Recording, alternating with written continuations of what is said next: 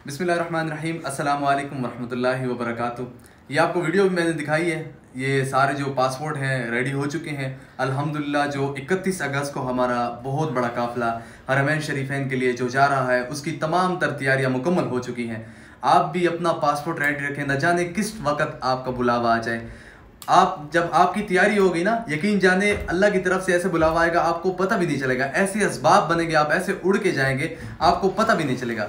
हमारा जो ग्रुप है वो उसकी सारी तैयारियां मुकम्मल हो चुकी हैं। इंशाल्लाह 31 अगस्त को एक बहुत बड़ा काफिला कारवान जुनैद का इंशाल्लाह निकल रहा है हरमैन शरीफैन के लिए।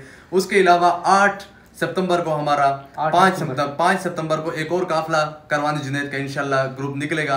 उसके अलावा 8 अक्टूबर को एक और कारवान जुनैद का काफिला निकलेगा। 9 सितंबर को एक और काफिला कारवान जुनैद का निकलेगा। अगर आप भी हमारे साथ सफ़र करना चाहते हैं तो हमारे डिस्क्रिप्शन के अंदर नंबर दे दिया जाएगा। आप हमारे साथ कांटेक्ट करें, हमारे साथ रब्ता करें, जल्द से जल्द हमारे साथ बुकिंग करें और हमारे साथ सफ़र करें। आपको बहुत मज़ा आएगा। Thank you so much.